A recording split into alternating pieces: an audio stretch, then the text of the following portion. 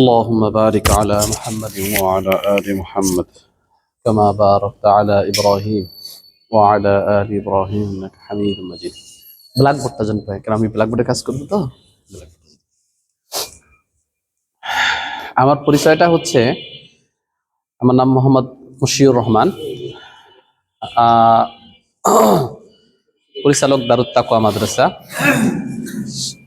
Paharpur red crescent, পাশেই আমাদের ক্যাম্পাসটা। এটাই সংক্ষিপ্ত আর কি আমার পরিচয়।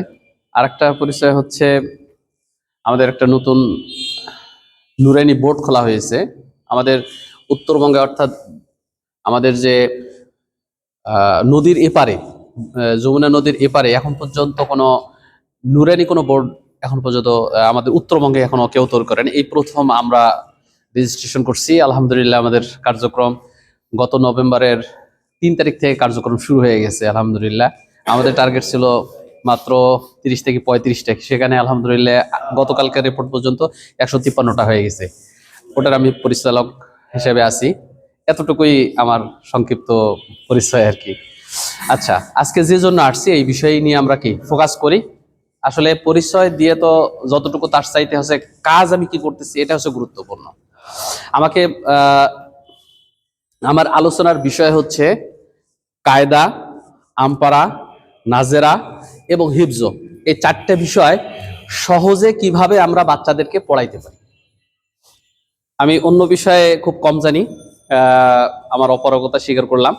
বাকি এটা নিয়ে টুকটাক কাজ করছি 2011 সাল থেকে। এটার সাথে যেহেতু লেখাপড়াও করছি এই লাইনে, পরবর্তীতে আমি শিক্ষক হিসেবে 2011 থেকে শুরু করি এ পর্যন্ত এই 4-5টা বিষয় নিয়েই হলো কি আমার কাজ। বিশেষ করে ব্যক্তিগতভাবে অনেক কিছু আপনার আজকে ভুলগুলো ভেঙে যাবে আশা করতেছি। যখন 2018 সালে আমি দিনাজপুর আসি, তখন একসাথে বেশ কয়েকটা প্রতিষ্ঠান হয়েছে। একসাথে আমরা প্রাইভেট প্রতিষ্ঠান প্রায় 3টা না কয়েকটা জন আমাদের হয়েছে। শুধুমাত্র আমাদের কিছু ভুলের কারণে, মানে শুধু মেজাজের কিছু কারণে এই প্রতিষ্ঠানগুলো দেখা যাচ্ছে পিছনে চলে গেছে। শুধু মেজাজের কারণে কিছু প্রতিষ্ঠান আগায় গেছে। এই মেজাজটা সম্পর্কে 2018 সালের তখন আমি আমার ওই পরিচালক ভাইদের আলোচনা করেছি, তাদেরকে বোঝানোর চেষ্টা করছি যে আপনাদের মেজাজটা যদি এইটা হয় আর এইটা যদি না হয়, এইটা না হয় এইটা যদি হয়, তো এই ক্ষতিটা হবে। যে বিষয়গুলো আমি আজকে আপনাদের সামনে তুলে ধরব। মূলত আমরা বাংলাদেশে ম্যাক্সিমাম, শুধু বাংলাদেশ তো আছে, এখন ঢাকা অনেকটা চেঞ্জ, বিশেষ করে উত্তরবঙ্গে এখনো ওটা ঢোকে নেই। আমরা 5 বছর পর উত্তরবঙ্গের যে জিনিসটা আজকে ঢাকায় ঢোকে, মানে আবিষ্কার হয় বা হয়, সেটা আমরা 5 বছর পর উত্তরবঙ্গের আমরা পাই। যাদের সাথে ঢাকার খুব ক্লোজ লিঙ্ক আছে শুধু তারাই দেখা যাচ্ছে 6 মাস পরে পাচ্ছে। আর যারা ঢাকায় বসে আছে উত্তরবঙ্গে, তারা তো আপডেট বিষয়গুলো পাচ্ছি। এটা মনে হয় আমরা সবাই জানি। বাকি একটা জিনিস যারা পরিচালক হিসেবে আছে বা যারা দায়িত্বশীল হিসেবে আছে, হিফজ বিভাগের, আমি কায়দা থেকে শুরু করব শুধু মেজাজটা একটু বোঝানোর জন্য। হিফজ বিভাগের আমাকে প্রায় বলা হয় যে ভাই হিফজ কিভাবে পড়াবো, আপনার ওখানে ভালো রেজাল্ট হচ্ছে বা আপনার ছাত্ররা এই পর্যায়ে যাচ্ছে, চ্যানেল পর্যন্ত যাচ্ছে বা হুফাজ পর্যন্ত যাচ্ছে, কিভাবে যাচ্ছে আপনি একটু পরামর্শ দেন। আমি তখন আসলে ওনাকে যদি আমি আমার মেজাজটা বলি, কারণ ওই মেজাজটা তো তাকে যে বুঝাবো, ওই মেজাজ বুঝ নেওয়াটারও ওনার মেজাজটা নেই। ভাই বুঝে আসছে? মানে আমাদের মেজাজটা বা আমাদের থিওরিটা হচ্ছে, হেফজখানায় কোনো হেফজের ছাত্র থেকে আমার যে ওস্তাদ আছে কারি আনিসুর রহমান সাহেব, ওনার যে বক্তব্য, আমরা ওই মেজাজে চলি যে হিফজখানায় ওই ছাত্ররা ঢুকবে যারা এক দরজা দিয়ে ঢুকবে, আর এক দরজা আসতে অল্প কিছু সময় লাগবে। মানে হিফজের জন্য হিফজ ছাত্র ঢুকবে না। আর আমরা কি করি জানেন, মানে আপনাদের প্রতিষ্ঠানের কথা বলতেছি না, অন্য প্রতিষ্ঠানের কথা বলতেছি, যে একটা বাচ্চা হিফজখানায় 7 বছর ধরে পড়ে আছে, 5 বছর ধরে পড়ে আছে। একটা হিফজখানার ছাত্র সর্বোচ্চ 1.5 থেকে 2 বছরের মধ্যে, 1 থেকে 1.5 বছরের মধ্যে এইটি আপনার টার্গেট হওয়ার কথা ছিল। সেখানে আপনার একটা হিফজখানা ছাত্র কত বছর আছে? 5 বছর সর্বনিম্ন, মানে শুনানি টুনানি দিয়ে অন্তত কি। এখন ওই বাচ্চাটা যদি 12 বছরের বয়সে আপনি মানে হেফজখানায় ঢোকে, তাহলে 5 যোগ করলে কত হচ্ছে ভাই? 17 বছর। কিতাবখানা যদি আপনি 3 বছর পড়ে, ইয়াজ দহম তহম মিজান, অথবা আপনাদের দেখা গেল 5 পর্যন্ত, বলেন দিন ওই বাচ্চা বিয়ে দেওয়ার উপযুক্ত হয়ে গেছে না ভাই? আমি কি খারাপ বলতেছি মনে হয়? তাহলে এইখানে কোন জায়গায় সমস্যাটা হয়েছে? আচ্ছা, আপনি কি ক্লাস 1 বা ইয়াজ দহম কিতাবখানার যে মানে প্রথম ইয়াটা বলতেছি, প্রথম বছরটা আপনি কি 1 বছরের ক্লাসটা আপনি 6 মাসে করতে পারবেন? আবার 1 বছর ক্লাসটা কি 2 বছর করতে পারবেন? এখানে এক বিন্দু একটা দিন আগানো অথবা একটা দিন পিছানো, এটা কোনো সুযোগ আছে? ওটা তো ভাই নির্দিষ্ট। আপনার যেখানে 6 বছর ক্লাস, মানে আপনারা যারা জেনারেল আছে ওনারা অনেকে বুঝতেছে না, অর্থাৎ ক্লাস 1 এর কথা বলতেছি। আপনি 1টা কি 6 মাসে পড়াইতে পারবেন? বাংলাদেশে কোনো আইন আছে? 2টা কি আপনি মানে 1 বছর 2 বছর পড়াইতে পারবেন? যে স্যার খুব ভালো, এরা দুর্বল, আমি 2 বছর ধরে পড়াবো। পারলেও তার সে হলো তো কি 3, না পারলেও হলো তো কি 3। ভাই বিষয়টা তাহলে আমরা একটা জায়গায় কিন্তু কোনো লিমিট নেই, সেটাই হচ্ছে মক্তব নাজারা হিফজ। এখানে কোনো লিমিট নেই, লিমিট ছাড়া। আর এই কারণেই আমরা আজকে মানে প্রতিষ্ঠানগুলো দেখেন সবচেয়ে আফসোস এবং কষ্ট লাগে, সেটা হচ্ছে কি জানেন? যে একটা বাচ্চা, গার্জিয়ান অভিভাবক যারা আছে তারা নিজেরাও জানে না কখন একটা বাচ্চাকে আমি যদি হাফেজ আলেম বানাইতে চাই, সাথে জেনারেল পড়তে চাই, তারা আসলে তাদের তো লেখাপড়া নেই, তারা তো জেনারেল শিক্ষিত মানুষ। এখন তারা তো মনে করে যে 5 পাস করে নিয়ে আসি, হেফজখানায় ঢুকাবো, মানে মাদ্রাসায় দেবো, এরপরে হলো তো কি ওরা আমার বাচ্চাটাকে হাফেজ বানাই দিবে। কিন্তু 5 এর বাচ্চার বয়স কত ভাই? 12 বছর। মানে ক্যালকুলেশন গুলো কিন্তু বোঝেন। আচ্ছা, এই 1.5 ঘন্টায় আমাকে যে 1.5 ঘন্টা দেওয়া হয়েছে, 1.5 ঘন্টায় আসলে কোর্স হবে না, কিন্তু আমি একটা মেজাজ তৈরি করে দিতে পারবো। এতটুকু পারবো, আমি একটা মেজাজ তৈরি করে দিতে পারবো। ভাই বুঝাইতে পারছি? এটা কোর্স না, এটা কোর্স তো ভাই প্রশিক্ষণ তো আসলে অন্তত 3 দিন বা 5 দিন আমাকে সময় দিতে হবে। তাহলে না হলে তো কোর্সের প্রত্যেকটা বিষয় একেবারে প্র্যাকটিক্যাল আদায় করে নিতে পারবো।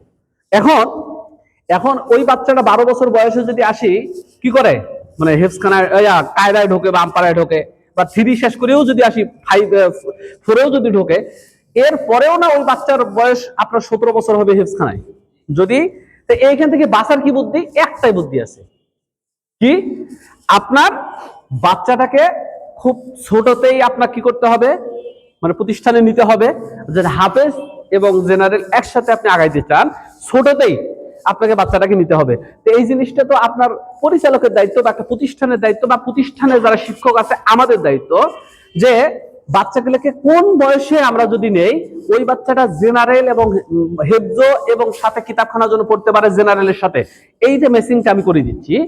যদি আমরা 1 এর একটা বাচ্চাকে, প্লে নার্সারিটা আমরা ধরতেছি না, প্লে নার্সারিটা হলো তোর ভাই একটা আমাদের হেফজের বা ইয়াটার, কারণ ছোট বাচ্চা ওদের তো আমরা ইয়া করবো না। 1 থেকে যদি আমি ধরি, তো 1 এবং 2 বছরে যদি কায়দা আম্পারা নাজারাটা যদি শেষ হয়ে যায়, এরপরে যদি ওই বাচ্চাগুলো হেফজ শুরু করে, আর 2 বছর আমাদের তো মূল টার্গেট কি? মূল টার্গেট হচ্ছে 2 বছরে হেফজ। আমি মিলাই দিচ্ছি আপনাদেরকে, বিশেষ করে স্যারের, যেহেতু স্যার এখানে দায়িত্বে আছে, এই ইয়াটা যদি স্যার খুব ভালো করে বোঝে।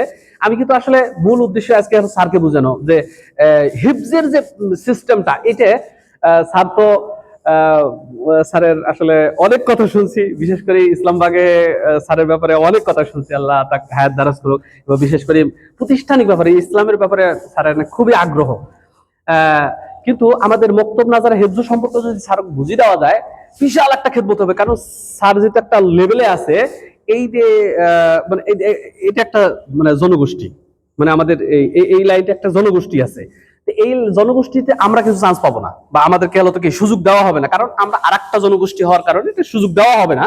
কিন্তু স্যারকে যদি এই পুরো চিন্তাধারাটা যদি ঢুকাই দিতে পারি, এই জনগোষ্ঠী আহলে হাদিসের একটা জনগোষ্ঠীতে এই যে থিমটা যদি ঢুকাই দিতে পারে, অনেক বড় খেদমত হবে। বাচ্চাদের জীবন অনেক সময় হলো তো কি মানে কমে আসবে, অনেক সময় কমে আসবে। দেখেন আমাদের এখন 2 বছরে যদি আমাদের একটা বাচ্চাকে আমরা হেফজ শেষ করে দিতে পারি, তাহলে কয় বছর বয়সে নাজারা 2 বছরে আমরা কি করলাম, কায়দা আমপারা নাজারা শেষ করলাম, আর 2 বছরে হিফজ শেষ করলাম, তাহলে টোটাল কয় বছর হলো ভাই? 4 বছর। টোটাল 4 বছর। আমরা শুরু করছি কোন বছর বয়সে? হ্যাঁ না, 6 অথবা 7। 7 আর 4 কত হয়? 11। আরো ধরলাম, আরো বাড়তি করে আরো 1 বছর ধরলাম। আচ্ছা, যেই বয়সটা আপনার 18 হচ্ছে, 17 হচ্ছে, ওইখানে যদি 12 বছর, 10 থেকে 11 বা সর্বোচ্চ আপনি 12 বছর বয়সে যদি ওই বাচ্চাটাকে আপনি নাজারা হেফজ শেষ করে দিতে পারেন, বলেন দিন আপনার হাতে আরো কত বছর থাকতেছে? 20 বছর হইতে 8 বছর। আলেম হইতে কয় বছর লাগে? 9 বছর। ভাই আমি হিসাব ক্যালকুলেশন মিলিয়ে দিতে পারছি। এখন উল্টে আপনারা প্রশ্ন করতে পারেন, হুজুর চাপা তো ঠিকই মানলেন, কিন্তু 2 বছরে কায়দা আমপারা নাজারা শেষ করা, আবার হেফজ 2 বছরের মতো শেষ করা, এটা তো এই জিনিসটাই আমি 2018 সালে বলছি, দিনাজপুরের 2018 সালে এইটাই আমি বলছি। এইটাই আপনাদের সাথে আমাদের হতো কি মেজাজের মিল নাই। এই মেজাজটা কি ভাই? দেখেন আমরা শুধু কি করি জানেন, চিন্তা করি যে হেফজখানা ছাত্র বাহিরের আসবে, আমার হেফজখানা থাকবে, ওরা কায়দা নাজরা কোথা পড়ে আসে, আসুক, বুড়ে হয় হোক বা যা বয়স হয় হোক, খালি হেফজখানায় আসি ভর্তি হবে। আমরা খালি কি করব, ওদেরকে মানে হেফজ পড়াবো, কত বছর লাগে লাগুক, বাস কম্পিটিশনে ভালো রেজাল্ট করবো, আমাদের প্রতিষ্ঠানে সুনাম হবে। এটা কিন্তু চিন্তা। কিন্তু আমাদের কথা হচ্ছে, আমাদের দারুত তাকওয়ার দিয়ে উদাহরণ দিচ্ছি, দারুত তাকওয়াটা এটা ফ্যাক্ট না, আমার চিন্তাধারার ফ্যাক্ট, যে হেফজখানায় সরাসরি একটা বাচ্চা ভর্তি হওয়ার সুযোগই নেই।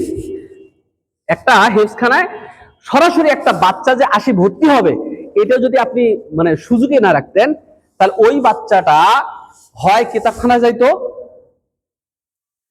আচ্ছা, আর একটা বিষয় আমি বলি, যে হিফজ করাটা কি?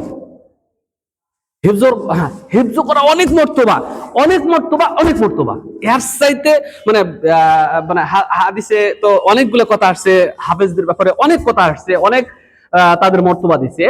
কিন্তু আরেকটা বিষয় হচ্ছে, আলেম হওয়া তো ভাই মানে দ্বীনি ইলম শিক্ষা করা তো ফরজ, হাফেজ হওয়া কিন্তু ফরজ না। এটা আপনারাও মানেন, আমরাও মানি। হাফেজ হওয়া কিন্তু কি নয়, ফরজ না। অনেক মর্তবা, অনেক সওয়াবের কাজ, এবং বলা হয়েছে তাদেরকে অনেক সেই দিন সুপারিশ করারও কি করা হবে, মানে পাওয়ার দেওয়া হবে। কিন্তু এর চাইতে বড় বিষয় হচ্ছে দ্বীনি ইলম শিক্ষা করা কি। এই জন্য ছাত্র পুরো কথাটাই ওই কথাটাই, যে দ্বীনি ইলম আমাদের কি করতে হবে, মানে শিক্ষা করতে হবে। সেটা হচ্ছে কি জেনারেল হোক আর মাদ্রাসায় হোক, মানে স্কুলেও হলেও আপনার কিন্তু কি করতে হবে, দ্বীনি ইলম শিক্ষা করতে হবে। ছাড় দেওয়া হয়েছে। তাহলে কিন্তু এই বাচ্চাটা আপনি হেফজ পড়াইতে আপনি পুরো সময়টা যদি 5 বছর 7 বছর লাগায় ফেলতেছেন, এই বাচ্চাটা যদি হাফেজ, ভালো হাফেজ হলো এবং ভালো পর্যায়ে গেল, কিন্তু আলেম হইতে মানে সে দ্বীনি ইলম শিক্ষা, আলেম হওয়াটা না, দ্বীনি ইলম শিক্ষা করতে পারলো না, ফরজ ফরজ জানলো না, সুন্নত সুন্নত জানলো না, মানে তার হালাল হারাম জানলো না, সে শুধু একজন হাফেজ হলো, বলেন এটার চাইতে সে দ্বীনি ইলম শিক্ষা করাটা অনেক জরুরি ছিল না? হ্যাঁ, তাহলে কি বলতে পারে যে হুজুর তাহলে হাফেজ বানাবো না? হাফেজ বানাইতে হবে। এই জন্য আপনাদেরকে আজকে বসানো হয়েছে, যেন প্রত্যেকটা মানে 100টার মধ্যে যেন 95 যে বাচ্চা আমরা যেন নিয়মের মধ্যে ফের আবার হাফেজ বানাইতে পারি। কি এইখানে শুধু একটা হলো তো কি পথ খোলা আছে, সেটা হচ্ছে কায়দা আমপারা এবং নাজারা।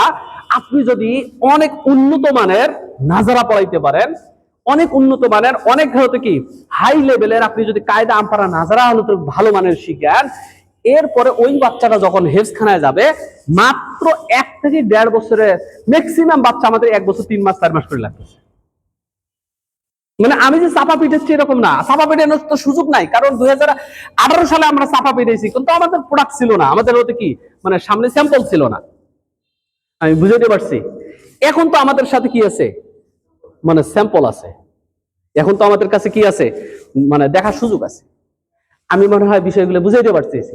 তাহলে হেফজখানার যে বিষয়টা, এটা পুরোটা নির্ভর করতেছে কায়দা আমপারা নাজারার উপর।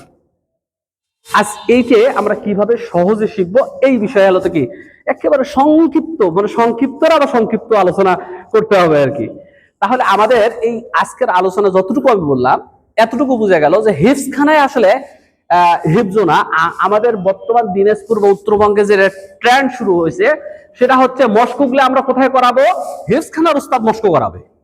আমরা যত নাজারা ঠিক করাবো বা মানে একটু দুর্বল আছে ওগুলো সব কোথায় ঠিক করাবো? হিফজখানায় গিয়ে করাবো। অথচ আমার উস্তাদ বলতেছে হিফজখানা তো সেই জায়গা যে জায়গায় শুধু ঢুকবে, এক দরজা দিয়ে ঢুকবে আর এক দরজা দিয়ে মানে মানে আচ্ছা বলেন তো বাথরুমে কি কেবল তো কি লং টাইম থাকে? মানে কারণ যতটুকু প্রয়োজন ততটুকু। তারপরে কি বলে আরেকটা হচ্ছে যে আপনি কোন এক জায়গায় আত্মীয়র বাসায় গেছেন, ওই আত্মীয়র বাসায় কি আপনি লং টাইম থাকেন? যতক্ষণ আপনার মানে একটা চিন্তা নিয়ে গেছেন ততক্ষণ পর্যন্ত আপনি থাকেন। আমরা হেফজখানাটাকে এরকম একটা আত্মীয় স্বজনের বাসার মতো মনে করবো যে আমরা শুধু ঢুকবো আর তাড়াতাড়ি কি আমার বাসায়। আমাদের তো মেইন কি, আমার এলমে দিন শিক্ষা করতে হবে, আমার কি এলমে দিন শিক্ষা করতে হবে। এবং হ্যাঁ, এলমে দিন শিক্ষা করতে গেলে হাফেজ যদি হয় তাহলে তাদের জন্য এত সুবিধা, মানে এতটাই সুবিধা স্যার যে মানে অন্য অন্য ছাত্রের চাইতে এরা বিশেষ কিছু সুবিধা পায় হাফেজ যদি হয়। মানে আপনি ওই বাচ্চাটা যখন হাফেজ হবে, এই বাচ্চাটা যখনই কি হবে মানে আলেম হইতে যাবে, তখন 10টা বাচ্চা খুঁজি খুঁজি বাইর করতে আয়াতগুলো বাইর করতেছে, আরে তো মুখস্থ আছে, সুবিধা আছে, কিন্তু এর অর্থ এটা নয় যে ওই বাচ্চাটাকে আমি 7 বছর ধরে কি করব? হাফেজ বানাবো। আমি মনে হয় বুঝাইতে পারছি। তা এটাকে বাইর হওয়ার জন্য একটাই রাস্তা, সেটা হচ্ছে নাজারাটাকে আমাদের কি করতে হবে ভাই, মানে অনেক উন্নত মানে আমাদের নাজারা পড়াইতে হবে। তা আমাদের বক্তব্য শিক্ষক কারা কারা আছেন এখানে? মানে যারা কায়দা পড়ান আপনি, আর কেউ আছে? আচ্ছা, 2 নম্বর হচ্ছে আমপারা পড়ান কারা? নাজারা আর কি আপনি। আচ্ছা, কোরআন শরীফ হলো তো কি নাজারা পড়ান যারা আর কি আপনি। ওই স্যার হিফজ পড়ান কারা কারা? আপনি। আচ্ছা, বাকি জি বাকি যারা আছেন অনেক বিভিন্ন জন কিতাব আছেন বা অন্য যে। আচ্ছা, এখন আমাদের তাহলে বুঝতে হবে যে কায়দাটাকে আমরা খুব দ্রুত কিভাবে শেষ করব, আমাদের আমপারাটাকে কিভাবে দ্রুত শেষ করব, এবং নাজারাটাকে আমরা দ্রুত কিভাবে শেষ করব। এবং এই 3টা জিনিস যদি ভালো করে আমরা শেষ করতে পারি তাহলে হিফজটা আমার খুব দ্রুত শেষ হবে, এটা আমাদের সবারই জানা আছে। এই বিষয়টা নিয়ে আমাদের কি আজকের আলোচনা।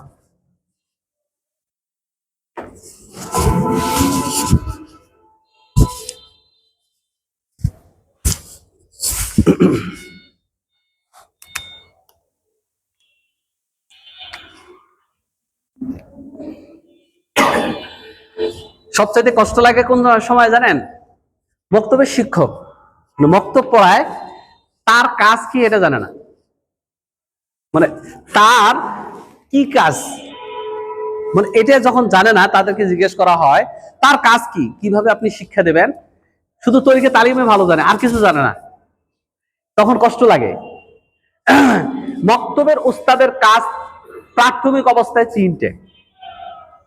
প্রাথমিক অবস্থায় বক্তব্যের উস্তাদের কয়টা কাজ ভাই? আপনারা যারা অন্য যারা আছেন জেনারেল আছেন তাদের জন্য অন্তত আপনার বাচ্চাকে আপনি মানে কিভাবে শিখাবেন, এবং কোন প্রতিষ্ঠান যদি আপনার সাথে পরামর্শ করে অন্তত পরামর্শ দিতে পারবেন। এই জন্য আপনি ভালো করে যদি এলাকার বেশি গুরুত্ব দেন আপনার ফায়দা হবে ইনশাআল্লাহ। সেটা হচ্ছে আমি তো আজকে আপনার এই প্রত্যেকটা হরফ বা কায়দা পড়ানোর সিস্টেম আমি শিখিয়ে দিতে পারবো না, 2-3টা জিনিস দিয়ে উদাহরণ আপনাদেরকে শুধু বুঝাই দিচ্ছি। যেমন প্রথম একটা হরফ, যে কোনো একটা হরফের নাম বলেন, আমি এটা হলো কি, যেমন বা আপনি কিভাবে শিখাবেন। এই যে বাটা আমি সুন্দর করে কি করলাম, এইখানে 3টা কাজ। এইখানে আমাদের কয়টা কাজ ভাই? 3টা কাজ। একটা হচ্ছে এই বা যে এটা নাম, বা এটা এইরকম করে দিয়ে নিচে একটা নোক্তা দিলে বা হয়, এটা একটা যে পরিচয়, অর্থাৎ পরিচয় করানো, এটাকে পরিচয় করানো। অথবা এর উপর একটা জবর দিলেন, এটার নাম যে জবর, এটা কি করানো? পরিচয় করানো। এটা একটা কাজ। যেই জিনিসটাই আপনি শিখান, তাসদীদ শিখান, জবর শিখান, জের শিখান, বা শিখেন, লাম শিখেন, অমুক শিখেন, তমুক শিখেন, এটা কি কি করানো? পরিচয় করানো। স্যার আসি আমাকে তো বললো না যে ইনি হচ্ছে মুশিউর রহমান, এই নিয়ে পরিচয় করানো। ভাই বুঝে আসছে? এই ঠিক এই বাটাকে তো আপনার পরিচয় করে। বাচ্চারা তো আর এই বাটার নাম জানে না, ওরা তো শিখতেই আসছে, জানলে তো আর আসতো না। তো এই জিনিসটার নামটা মানে নাম, তারপরে এই কিভাবে তার আকৃতি কি, যেই কথা দিয়েই বলেন এই পরিচয় করানো। 2 নম্বর যে বিষয়টা হচ্ছে, এর একটা উচ্চারণ আছে, এর একটা উচ্চারণ আছে। জবর দিলে ফের আবার আরেকটা উচ্চারণ আছে, জের দিলে আবার আরেকটা উচ্চারণ আছে। এই যে উচ্চারণটা সহি করানো, একটা হচ্ছে চিনানো মানে পরিচয় করানো, আর একটা হচ্ছে কি এর একটা যে উচ্চারণ আছে, উচ্চারণটা কি করানো? সহি সহি করানো। আর 3 নম্বরটা হচ্ছে আপনি লিখতে পারেন, আপনি সুন্দর করে লিখতে পারেন, লাভ নাই আপনার বাচ্চা লিখতে পারে না, তাহলে তো কি শুধু পড়তে পারে আর উচ্চারণটা সহি পারে, সে বাচ্চা লিখতে পারে না, তাহলে তো হবে না। তাহলে কি করতে হবে? বাচ্চাকে আমার লেখাটা শিখাইতে হবে। আমি মনে হয় বুঝাইতে পারছি। তাহলে একটা মক্তবের ওস্তাদের কয়টা কাজ? কয়টা কাজ ভাই? 1 নম্বরটা কি? যেটাই পড়ান, এখানে বা জবর দিছি, এখানে বা জবর না দিয়ে আমি যদি এখানে কি দিতাম? লাম দিতাম, লামের নিচে স্যার যেটা বললো জের দিতাম, অথবা বার নিচে জেরে দিতাম। তো ও মানে ওটা বাচ্চাদেরকে চিনানো, পরিচয় করানো। আবার ওটার একটা উচ্চারণ যে আছে, ওই উচ্চারণটা ভুল শিখানো না, ওই উচ্চারণটা মানে এই কি বলে সহি শিখানো। বাচ্চারাও যদি আপনি শিখাই দিলেন কিন্তু বাচ্চাদেরকে মস্ক করাইলেন না, আপনি হলো তো কি 2-3 বার মস্ক করাই দিলেন, বাচ্চারা বা জবর যেমন আইনের সমস্যা হয়, আইন জবর আ, আপনি বারবার মানে কয়েকবার 3 থেকে 4 বার আ বলছেন, কিন্তু বাচ্চারা ওই আটা কিন্তু শেখে নাই, ওরা বলতেছে আ আ। এখন বাচ্চারা জানে যে আইনের উপরে জবর দিলে এটা না আইন এবং উপরে জবর এবং আ হয়, কি শিখছে? আ। আপনি মস্ক করার নাই, যেটা নাম হচ্ছে বারবার বলতেছি আমরা যে সহি করার নাই। সিনসে মানে যেটা পরিচয় করাইছে, বাচ্চা পারতেছে এবং লেখা এটাও পারতেছে, কিন্তু একটা কাজ কি হয়ে গেছে? উচ্চারণটা আপনি মস্ক কয়েকবার মস্ক করাইছেন, গাও ছাড়ি দিয়ে মস্ক করা যেটাকে আমরা বলি, কোনো মতো মস্ক করাইছে 2-4 বার, বলেন দিন, তাহলে একটা কাজ ছাড়ি মানে কি হয়ে গেছে? ভুল হয়েছে না? ওই বাচ্চাটা প্রত্যেকটা জায়গায় গিয়ে ধরা খাবে না? যখন আমপাড়া যাবে, যখন নাজারা যাবে, প্রত্যেকটা জায়গায় ধরা খাবে না? আবার উল্টাটা হইতে পারে, বা আপনি বাটা বা আইনটা খুব সুন্দর করে পরিচয় করাইছেন, উচ্চারণটাও সুন্দর করে কি করাইছেন মানে কি বলে সহি করাইছেন, কিন্তু বাচ্চাদের হাতের লেখাটা আপনি ঠিক করার নাই, তাহলে কি হবে? পরবর্তীতে এখন স্যার বলল আজকে মানে আপনাদের আরবি যে পড়ান, আমি একটু হাতের লেখাগুলো দেখতে চাই। তো কি বলে আমাদের গ্রাম ভাষায় কাকারার ঠ্যাং কুচিয়ার ঠ্যাং বলে না, গ্রামের ভাষায় আর কি। এইরকম বলেন দিন, অবস্থা হবে না? তখন যারা দায়িত্বশীল আছে তারা কি বলবে? শিক্ষকটা ভালো, অথচ আপনি কিন্তু কি পরিচয়ও ভালো করাইছেন, উচ্চারণটাও ভালো করাইছেন, এটা হতে কি আছে জরুরি। আবার পরিচয় আপনি উচ্চারণটা মানে করাইছেন, ঠিক করাইছেন, হাতের লেখাটাও ঠিক করাইছেন, পরিচয়টা খুব একটা ভালো করেন নাই, সবগুলো করেছেন 3-4টে 2-3টে উচ্চারণ মানে পরিচয় আপনি ঠিক মতো করেন নাই, যেমন হামজা আর আইন, অথবা বার সাথে তা। এখন বাচ্চারা কি করবে?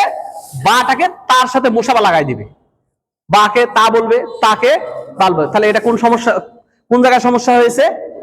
পরিচয়টা ভালো করে আপনি করার নাই। তাহলে মক্তবের উস্তাদের জন্য কয়টা কাজ? এটা ট্রেনিং হচ্ছে না, জাস্ট কি করা? আপনাদের মেজাজের মধ্যে ঢুকে দেওয়া যে এইভাবে আমাদের আপনারা যেটা জানেন ওইভাবেই শিখেন, মানে আপনারা যেভাবে জানেন ওইভাবেই শিখেন, কিন্তু 3টে জিনিস আমাদের মক্তবের মধ্যে কি করতে হবে? খেয়াল করতে হবে। একটা হচ্ছে পরিচয় করানো, উচ্চারণ সহি করাইতে হবে, আর একটা হচ্ছে কি হাতের লেখা করাইতে হবে। সেটা আমার পদ্ধতি করার প্রয়োজন নাই। আপনি নুরানি করান, দাওয়াতুল হকের করান, অমুক করান, বা নিজে একটা গবেষণা করে তৈরি করেন, কোনো সমস্যা নেই ভাই। বুঝাইতে পারছি? খালি 3টা কাজ করবেন। 3টা কাজ করলেই আপনার বাচ্চারা কায়দা অতি সহজে, এবং একটা জিনিস বাদ পড়বে না ভাই। বুঝাইতে পারছি? আচ্ছা, এটা গেল কায়দা। এখন কায়দা শেষ করে, কায়দা আপনি শেষ করলেন, আমপারা আবার আর কতটুকু হ্যাঁ সময় আছে, আমি তো চাপে আছি। আচ্ছা, এখন ভাই বলেন, আর একটা সমস্যা আমাদের উস্তাদ হয়।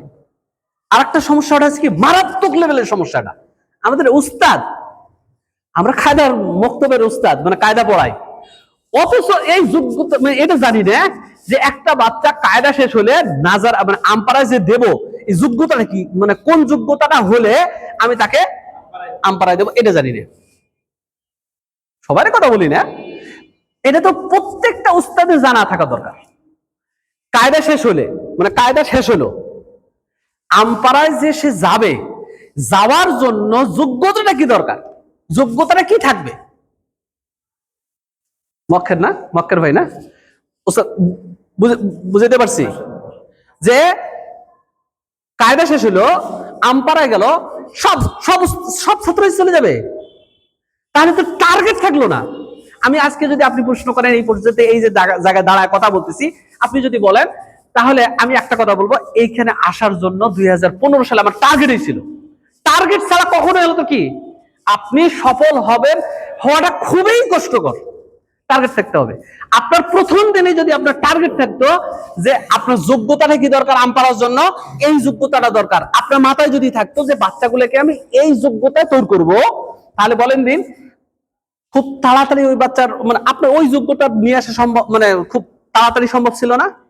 কিন্তু আপনি নিজেই জানেন না যে কোন যোগ্যতা হলে আম্পায়ার দিতে হয়, এটা আপনি নিজেই জানেন না, তাহলে তো আপনার টার্গেটই নেই। এই জন্য বলা হয় যে ভাই আপনার টার্গেট থাকতে হবে। এই যে আজকে যে শিক্ষক আপনি এখানে দাঁড়ায়, আপনার একটা টার্গেটই থাকতে হবে যে এই বছরের শেষে গিয়ে আমার বাচ্চা এই আপনি প্রথম দিন যেদিন ক্লাস করাচ্ছেন, এই দিন থেকে বছরের শেষে, মানে শেষ দিন, ডিসেম্বরের 20 তারিখ বা 18 তারিখ শেষ দিন, আমার বাচ্চাকে এই জায়গা পর্যন্ত আমি পৌঁছাবো। এই টার্গেটটা যখন আপনি করবেন, তখন কিন্তু বাচ্চারা গ্রোথ করবে, এবং দেখা যাবে কি ওটা আপনার আগস্টেই শেষ হয়ে গেছে, কারণ আপনি জানেন যে এই জায়গায় আমি বাচ্চাদেরকে পৌঁছাবো, কিন্তু আপনার টার্গেটেই নাই। তাহলে মানে আমার যতটুকু জানা, এটা অনেক কষ্টকর, মানে এই জায়গাতে আপনার ডেভেলপ করা খুবই কষ্টকর। তো এই জন্য আপনার টার্গেট থাকতে হবে, এবং জানতে হবে যে কায়দা শেষ করে আম্পায়ার ধরার জন্য একটা বাচ্চার কি যোগ্যতা থাকা দরকার। এই যোগ্যতাটা হচ্ছে এই একটা শব্দ,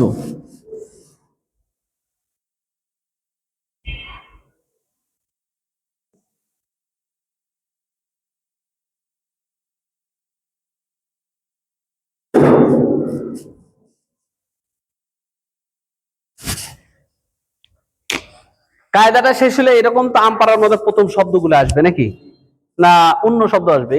এইটা দিয়ে তো শুরু হবে, মনে হয় এটা দিয়ে তো শুরু হবে। আচ্ছা, বাচ্চারা কায়দার মধ্যে, কোরআন শরীফের মধ্যে, মানে এটা হচ্ছে অন্য যে পদ্ধতি এটা না, আমি আমার পদ্ধতি কথা বলতেছি। আলহামদুলিল্লাহ আপনারা এখানে সফল, কারণ নাইম ভাই এখানে আছে আলহামদুলিল্লাহ। কিন্তু নাইম ভাই আছে এটা বড় বড় বিষয় নাই, আমরা যারা দায়িত্বশীল আছি সবাই জানতে হবে। নাইম ভাই আজকে আছে, কালকে তো নাইম নাও থাকতে পারে, কিন্তু যারা দায়িত্বে আছে তাদের তো সবাই জানতে হবে যে প্রত্যেকটা স্টেপে কি কি যোগ্যতা থাকার দরকার। কায়দা শেষ হলে আম্পায়ার যখন যাবে, বাচ্চাটা কোন পর্যন্ত পড়তে পারবে। আমাদের মানে খুসুসি পদ্ধতির যে যোগ্যতাটা হচ্ছে, বাচ্চাটা এই কি বলে এইখান থেকে শুরু করে নিয়ে এই পর্যন্ত 2টা জিনিস পারবে। একটা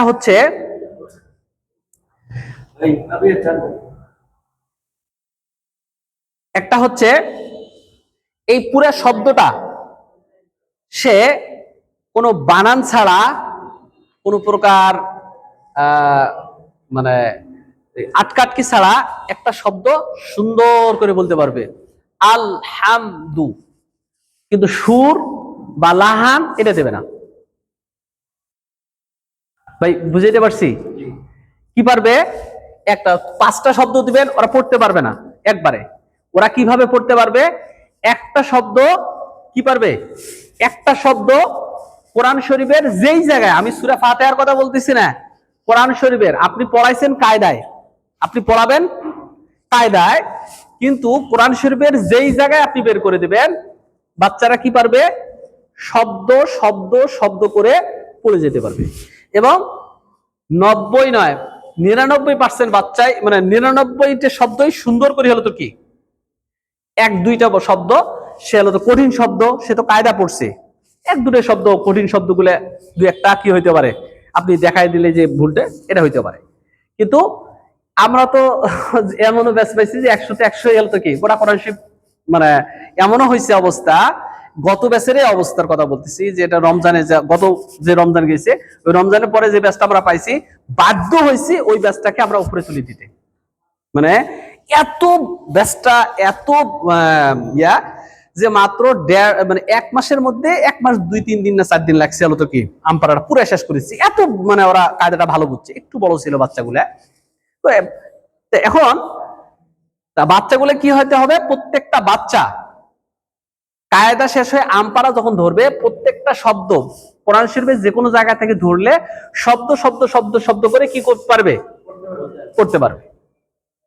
কিন্তু আয়াত মিলাইতে পারবে না। আর একটা পারবে, তাসবিদের বানান নামে একটা জিনিস আছে, তাসবিদের বানান নামে একটা জিনিস আছে, ওই জিনিসটা বাচ্চারা পাঠতে হবে। আমি একটু পড়ি, মানে তাসবিদের বানানটা আলোতে কি পড়ে শোনাই। যজমলা হরফ তাহার ডান দিকের হরকতের সঙ্গে একত্রে একবার পড়া যায় আল।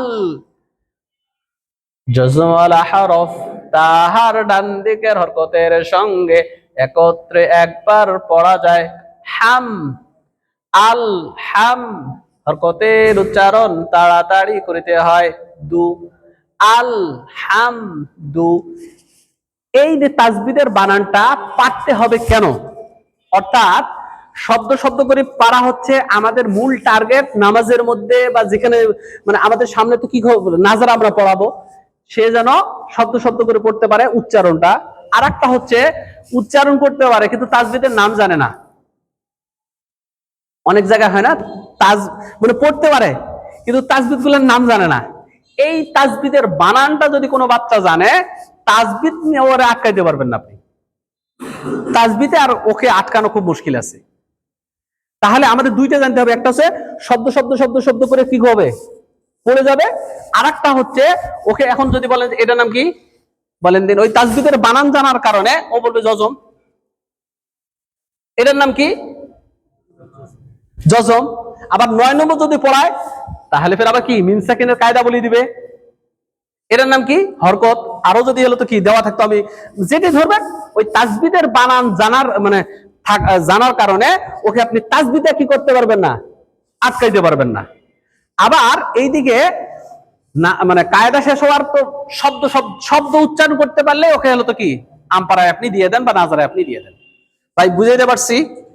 তাহলে এখন অন্তত ট্রেনিং এটা যদি আমরা আজকের হয় যে কায়দা পড়াবো, নাজারায় আম্পারায় যখন ঢুকে দেব, অবশ্যই ওই বাচ্চা কি থাকতে হবে?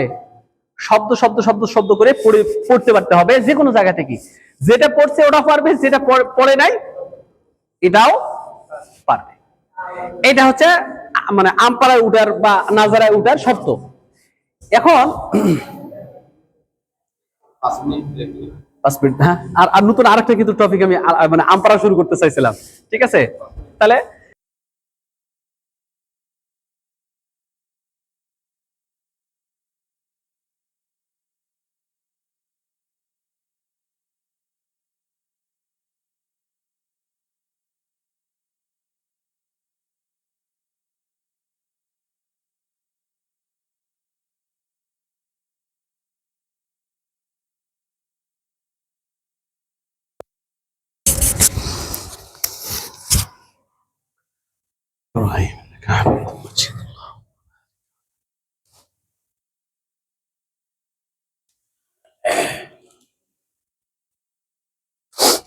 আচ্ছা, এবার আমরা আলোচনায় আসি। তাহলে আমাদের মোটামুটি আমরা কায়দাটা বুঝেছি, একেবারে যৎসামান্য, একেবারে সময় অল্পের মধ্যে, মানে এটা আসলে একেবারেই কম, আরো বিস্তারিত আলোচনা ছিল।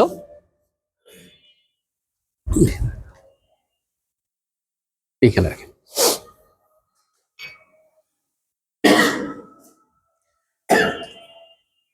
এবার আমরা দ্বিতীয় পর্যায়ে আসি। কায়দা শেষ হলো, শেষ হওয়ার পরে কোথায় যাবে বাচ্চারা? কোন গ্রুপে? আমপারা গ্রুপে। তাহলে আমপারা গ্রুপ কিভাবে? আমি আগে পড়ানোর পদ্ধতি বলতেছি, এরপরে যোগ্যতার কথা বলতেছি, মানে পরের গ্রুপে যাওয়ার জন্য যে যোগ্যতা, এটা কি হবে, এই দুইটা জিনিস নিয়ে স্টেপ বাই স্টেপ আমি হেফজো পর্যন্ত যাওয়ার চেষ্টা করব।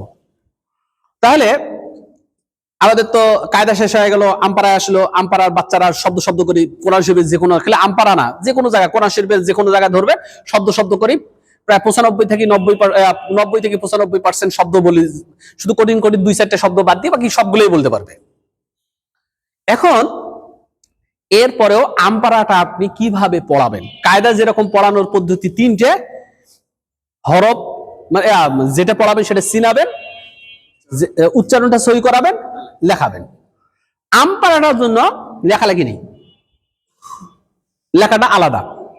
লেখাটা কি হবে? আলাদা। ক্লাসের ঘন্টা আলাদা, লেখার ঘন্টা সারাদিনে সে মানে সময় অনুযায়ী একটা সময় হলো তো কি মুরাক্কাব, তারপরে সূরাগুলো লেখানো। দেখা গেল আমরা যেটা করি 20 মিনিট থেকে 25 মিনিট সময় দেওয়া হয়, সর্বোচ্চ আপনি আধা ঘন্টা একটা সময় দিলেন। বাকি পুরো যে সময়টা আপনি ক্লাসে পাবেন, এই সময়টার পুরোটাই আপনি পড়াবেন বেশি। আপনি কি করাবেন? পড়াবেন। আমপারা, নাজরা বা হেফজো, এটা তো নামাজ পড়তে কি হাতের লেখা লাগে? তারপরে তারাবি পড়াইতে বা কি বলে আপনার কোনো বক্তব্য দিতে আপনার হাতের লেখা লাগে না? মানে উচ্চারণটা বেশি না? আর হাতের লেখা খুবই, মানে আসলে যদি আপনি পদ্ধতি জানেন একেবারে সহজ। একবার শিখলে হাতের লেখা তো আর ভুলার কোনো সুযোগ নেই। একবার আপনি হয়তো 2000 অমুক সালে ট্রেনিং করছেন, এখন একটু কম হয়েছে, ঠিক হয়ে যাব। এই জন্য কায়দায় আপনি লেখাটা বেশি করবেন, ঠিক আছে, কিন্তু আস্তে আস্তে, কারণ আপনার তো মূল টার্গেট হাফেজ বানানো। এই কারণে আস্তে যত উপরে উঠবে হাতের লেখাটা একটু কমায় দিতে হবে, কারণ আপনি হাতের লেখা নিয়ে যদি সারাদিন পড়ে থাকেন, এই জায়গায় আমরা বলতেছি নুরানি যে মায়ের খাওয়ার কারণ যে কয়েকটা, তার মধ্যে এটা একটা, তার মধ্যে এটা একটা। ওনারা আমপারা যাচ্ছে, নাজারায় যাচ্ছে, তারপরেও কিন্তু হাতের লেখা নিয়ে এত পরিমাণ সময় দেয়, ঠিক আছে। ওই বাচ্চাটাকে যা হেফজোতে নিতে হবে, ওদের মাথায় কিন্তু এটা নাই। ওদের মূল টার্গেটটাই হচ্ছে কি, যে হাতের লেখাটা যখন সুন্দর হয়, গার্জিয়ানক যেন বুঝানো যায়। ভাই গার্জিয়ানক বুঝানো তো এক জিনিস, ভাই গার্জিয়ানক আপনি বুঝাইতে যাবেন কেন? আপনি তো বুঝাবেন যে বাচ্চাটাকে হাফেজ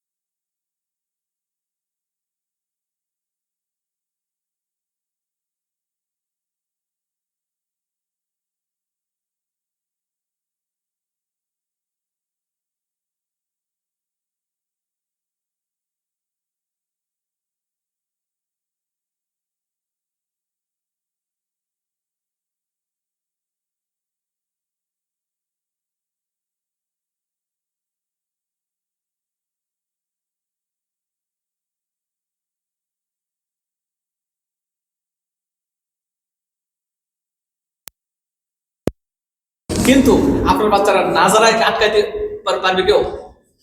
মনে হয় এখনো বুঝতে পারি। তাহলে এই প্রশ্নের উপরে বা কোনটা কখন দরকার এটার উপরেই কিন্তু আমাদের, কোনটা কখন দরকার এটার উপরেই আমাদের কিন্তু নির্ধারণ করতে হবে সময়গুলো।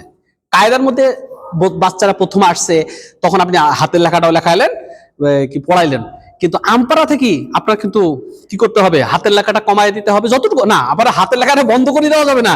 হাতের লেখা না, হেফজের আগ পর্যন্ত হাতের লেখা চলতে থাকবে। হেফজের আগ পর্যন্ত, হেফজ যেদিন যাবে তার আগ পর্যন্ত হাতের লেখা চলবে, কিন্তু পরিমাণটা কি হবে, কম হবে। এটা কতটুকু হবে এটা নির্ধারণ করবে আপনার প্রতিষ্ঠানের সময় অনুযায়ী। এখন আপনি যদি 3 ঘন্টা সময় দেন তাহলে আধা ঘন্টা হবে। আপনার প্রতিষ্ঠানে যদি আপনি 6 ঘন্টায়, মানে বাংলা ইংরেজি নাই, যেমন কিছু আমাদের কওমি মাদ্রাসাগুলো কি বাংলা ইংরেজি ওরা আলো তো কি আধা ঘন্টা বা 1 ঘন্টা বাংলা ইংরেজি পড়ায়, সারাটা দিন ওরা কি পড়ায়, আরবি পড়ায়। তাদের ব্যাপারটা ফের আবার আলাদা হবে। কারণ আপনি একাডেমি পড়ান, আপনি টোটাল 2.5 ঘন্টা আপনি সময় পাচ্ছেন আরবির জন্য। তা 2.5 ঘন্টার মধ্যে আপনি কি তখন আপনার 15 থেকে 20 মিনিট হাতের লেখা ঠিক করতে হবে, 20 মিনিট বা 25 মিনিট, আর বাকি 2 ঘন্টা আপনার কি করতে হবে, পড়ার মধ্যে সময় দিতে হবে। আমি মনে হয় পুরো থিমটা বুঝাইতে পারছি। এখন আপনার সময় অনুযায়ী আপনি ঠিক করে নেবেন। তাহলে এখানে তো হাতের লেখা কম, পড়া বেশি। এখন পড়াটা আমরা কিভাবে পড়াবো? আমরা টোটাল আমপারাটা 3টা ভাগে ভাগ করছি।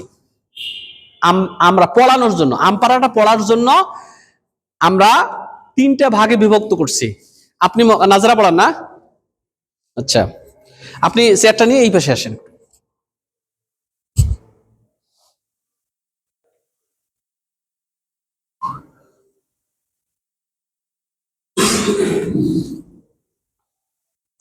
খুবই গুরুত্বপূর্ণ আপনার জন্য।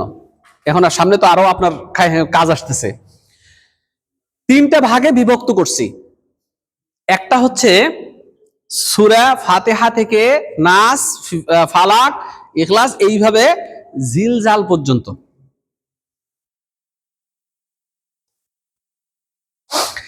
সূরা ফালাক থেকে, সরি, সূরা ফাতিহা থেকে কোন পর্যন্ত ভাই, মানে ওই লাইনে কোন পর্যন্ত, জিলজাল পর্যন্ত। বাইয়িনাত থেকে বুরুজ পর্যন্ত। কটা ধাপ হলো? 2টা। বুরুজের পরের থেকে নাবা পর্যন্ত। কয়টা ধাপ হলো? 3 ধাপে আমরা কি করছি, বিভক্ত করছি। কয় ভাগে বিভক্ত করছি? 3 ভাগে বিভক্ত করছি। সূরা ফাতিহা থেকে জিলজাল, জিলজালের পরের থেকে বুরুজ, বুরুজের পরের থেকে নাবা। এই 3 ভাগে আপনার কিন্তু মানে পড়াইতে হবে। সূরা ফাতিহা থেকে জিলজাল পর্যন্ত আপনাকে অবশ্যই ওই যে কায়দার মধ্যে যে তাসবিদের বানান পড়াইছে, মানে পড়া শেখানো হয়েছে না, এই সূরা যতগুলো সূরা আছে জিলজাল পর্যন্ত, সূরা ফাতিহা থেকে কোন পর্যন্ত ভাই, জিলজাল পর্যন্ত, প্রত্যেকটা সূরা আপনি কয় প্রকারে পড়াবেন দেখেন। এই একটা মনে করেন সূরা এরকম পুরো একটা সূরা লিখছেন, পড়াবেন আজকে। এই পড়াগুলা আপনি ব্ল্যাকবোর্ডে লিখলেন, লেখার পরে আপনি পড়াবেন। এই জিলজাল পর্যন্ত আপনাকে এইভাবে পড়াইতে হবে, ব্ল্যাকবোর্ডে, ব্ল্যাকবোর্ডে পড়াইতে হবে জিলজাল পর্যন্ত। আর এটা আমরা বলি যে ওই কায়দার ওস্তাদটা পড়াইলেই সবচেয়ে ভালো, কারণ ওনার তো হাতের লেখা বা সবকিছু ঠিক আছে। জিলজালের পরের থেকে আস্তে আস্তে আমপারা হুজুরক দিলে বা মানে অথবা আমপারা ওস্তাদক ফির আবার ট্রেনিং করে দিতে হবে, কিন্তু কি মানে এই বিষয়টা 30 পারা, তাহলে তো আর মানে তো সমস্যাই নাই। তারপরে তো নাজারায় গেল। এইটা হচ্ছে জিলজাল পর্যন্ত আপনি পড়াবেন যে কয়েকটাই, সেটা হচ্ছে তাসবিদের বানানটা আপনি কি করাই দেবেন, বাচ্চাদেরকে দিয়ে তাসবিদের বানানটা করাবেন। বাচ্চাদেরকে দিয়ে কি করাইতে হবে, তাসবিদের বানানটা করাইতে হবে। কারণ তাসবিদের বানান তো পাকা, ওরা পরীক্ষা দিয়েই তো আসছে, ওরা আসছে না পরীক্ষা দিয়ে। উস্তাদ শুধু শুনবে এক একটা আয়াত। এখানে সূরা ফাতিহাটা পুরোটা লিখলো, তাহলে আয়াত কয়টা হলো ভাই, 60টা। একটা বাচ্চা আসলো, একটা আয়াত পড়াইলো, আর একটা বাচ্চা আসলো, আর একটা আয়াত পড়াইলো, আর একটা বাচ্চা আসলো, আর একটা আয়াত। তাসবিদের বানান, ওরা তো তাসবিদের বানান পরীক্ষা দিয়ে আসছে, ওরা পাকা। উস্তাদক শিখিয়ে দেওয়ার প্রয়োজন নাই, বা উস্তাদ খালি দেখবে যে ভুল হচ্ছে নাকি। এবং তাসবিদের বানান এক একটা করে বাচ্চা পড়াবে, সবাই ওর সাথে কি করবে, মূল টার্গেট হচ্ছে মস্ক, যেটাকে বলি আমরা, মূল টার্গেট হচ্ছে তাজবিদে আরো, কারণ ওর জীবনের আর কখনোই তাজবিদ যেন পড়তে না হয়, এই কারণে এই জিলজাল পর্যন্ত আমরা কিন্তু এটা পড়াবো। তাই বুঝে আসছে, মানে ও তাজবিদ বলতে আর কোনো কিছু থাকবে না ওর কাছে, মানে তাজবিদ ধরবে আর আমাদের খুসুসি পদ্ধতির বাচ্চারা পারবে না, এটা যেন না হইতে পারে। তাহলে এই প্রত্যেকটা বাচ্চা হলো কি একটা লাইন, একটা আয়াত পড়লো, পরের আয়াতটা আরেকজন পড়লো, আরেকজন পড়লো, এইভাবে তাজবিদের বানান। আপনার বাচ্চা আছে কয়টা? 30টা। তাহলে 30টা বাচ্চা তাজবিদের বানানটা হয়ে গেল। এরপরে উস্তাদের কাজ হচ্ছে প্রত্যেকটা শব্দ, হরফ, প্রত্যেকটা শব্দ, প্রত্যেকটা আয়াত, 10টা সূরা হচ্ছে 10টা সূরা পর্যন্ত 10 বার করে পড়া, টোটাল 11টা, মানে সূরা নাস, সূরা ফাতিহা থেকে ফিল পর্যন্ত প্রত্যেকটা শব্দ, হরফ, শব্দ, আয়াত, প্রত্যেকটা হরফ, শব্দ, আয়াত কয়বার করে মস্ক করাবে? কে পড়াবে? উস্তাদ পড়াবে। এবার পড়াবে কে? উস্তাদ পড়াবে। ওইটা তো কি করাইলো? তাজবিদের বানান ছাত্ররা মস্ক করলো, তাজবিদটা যেন স্ট্রং হয়। কারণ জিলজালের পরে কিন্তু আর তাজবিদের পড়ার আজীবনের সুযোগ নাই, কিন্তু পরীক্ষা হইতে দেখবে। আবার আরেক ঝামেলা, মানে আরেক কিন্তু ঝামেলা আছে, মানে আমি আমার সিস্টেমে, মানে আমাদের পদ্ধতিটা বলতেছি, একটা আপনারা কম বেশ করে নেবেন। আজীবনে সে কি করতে পারবে না? তাজবিদ পড়তে পারবে না, পড়ানোর ক্লাস হবে না, কিন্তু পরীক্ষা দিতে হবে। পরীক্ষাটা হবে ভুলে গেছি নাকি? পরীক্ষার 2 দিন আগে একটু সুযোগ দেওয়া হবে, ক্লাস একটু বন্ধ করি, মানে সুযোগ দেওয়া হবে, ওই যে তখন এই যে তাজবিদ গুলো একেবারে ভেতরে বসায় দিচ্ছেন, তখন ওই মনে প্রত্যেকটা সাময়িকের পরীক্ষা হবে নাজারাত, পড়ানো হবে না, পড়ানোর সুযোগ নাই। কিন্তু কি হবে? ওই দেখবেন যে 30 মার্কের পরীক্ষা আছে, তাজবিদের পরীক্ষা হবে কত? 30 মার্কে, কিন্তু কি করা হবে না? পড়ানো হবে না। কারণ এমন ভাবে পড়ানো হয়ে গেছে জিলজালের আগ পর্যন্ত, কায়দার প্রথম পৃষ্ঠে প্রথম সবক থেকে শুরু করে নিয়ে জিলজাল পর্যন্ত এত পরিমাণ পড়ানো হয়েছে, আজীবনও আর তাজবিদ আটকাইতে পারবে না কেউ, মানে এমন ভাবে পড়ানো হবে। এখন কি হলো? তাজবিদ তো এইভাবে কি হবে? জিলজাল পর্যন্ত আসবে, এবং উস্তাদ কি করবে? উস্তাদ প্রত্যেকটা হরফ আমার সাথে একটু পড়তে পারবেন আপনারা? উস্তাদ কিভাবে পরে, যে 3টে স্টেপ, উস্তাদের কাছে 3টে যে স্টেপটা, আল আল আল আল আল আল আল আল আল আল হাম হাম হাম হাম হাম হাম হাম হাম দু দু দু দু দু দু দু দু প্রত্যেকটা কয়বার করে পড়াইছি? এখন 2 বার কম হয়েছে, আপনার গুনি গুনি তো আকারে আঙ্গুল গুনি গুনি করাইতে হবে না, আনুমানিক 10 বার, ঠিক আছে? 12 হইতে পারে, 8 হইতে পারে, এটা কোনো সমস্যা না। আপনার টার্গেট হচ্ছে 10 বার, আনুমানিক কয়বার? 10 বার। এবার পুরো একটা লেভেল গেল, দ্বিতীয় লেভেল কি শুরু হবে? পুরো শব্দটা, এই 2টা লেভেল একসাথে করবেন, আর আয়াতটা আর একটা, মানে আপনার এখানে তো আলহামদুলিল্লাহি রব্বিল, তা প্রত্যেকটা শব্দ যখন শেষ হয়ে গেল, পুরো শব্দটা ফের আবার কি 10 বার। আলহামদু আলহামদু আলহামদু আলহামদু আলহামদু আলহামদু আলহামদু আলহামদু আলহামদু আলহামদু। এবার এটা দ্বিতীয় স্টেপ গেল। তৃতীয় স্টেপ তো আয়াত শেষ না হলে আপনি তৃতীয়, মানে তরিকা তো শুরু করতে পারতেছেন না। তারপরে তাহলে দ্বিতীয়বার শুরু হবে লিল লিল লিল লিল লিল লিল লিল 10 বার হলো। লা লা লা, এটা 10 বার পড়ালেন। হি হি হি, এটা 10 বার পড়ালেন। এরপরে পুরো এই যে শব্দটা হয়ে গেছে না, পুরো শব্দটা এবার কয়বার? 10 বার।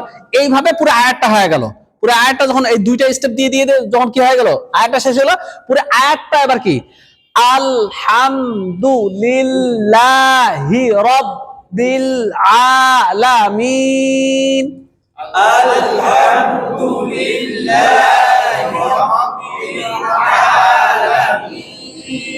এইখানে একটা পদ্ধতি হচ্ছে কারি খলিল আল হুসরি দুই সিস্টেমে উনি কিন্তু মস্ক করায়। একটা হচ্ছে মস্কের আর একটা হচ্ছে তেলাওয়াত মানে কেরাত। এই আমরা 30 আর 29 এই দুইটা পাড়ায় আমরা কোনো সুর ছাড়া কি করব, মানে আপনি যখন সহি করাইতে চাবেন, এই যে এতগুলো কাহিনী যে করা হলো, যারা হাফেজ আছেন তারা খুব ভালো বুঝতেছেন আর কি। বলেন দিন, এতগুলো যে কাহিনী করা হচ্ছে, 3টা স্টেপে পড়ানো হচ্ছে, এই পড়াগুলার মূল উদ্দেশ্য কি? ওরা তো পারেই রে ভাই, ওরা তো গোটা কোরআন শরীফ থেকে শব্দ শব্দ করে পড়তে পারতেছে, কিন্তু তারপরেও আমরা এত মস্ক করাচ্ছি, কারণটা কি? উচ্চারণ সহি করানো। আর একটা হচ্ছে রিডিংটা চালু করা, কারণ ওরা গোটা কোরআন শরীফ পড়তে পারতেছে ওই 95%, এই যে, কিন্তু সেটা হচ্ছে শব্দ শব্দ করি। আমাদের মূল টার্গেট তো শব্দ শব্দ নয়, আমাদের মূল টার্গেট কি? রিডিং, আয়াত আয়াত করে যেন পড়তে পারে নাকি।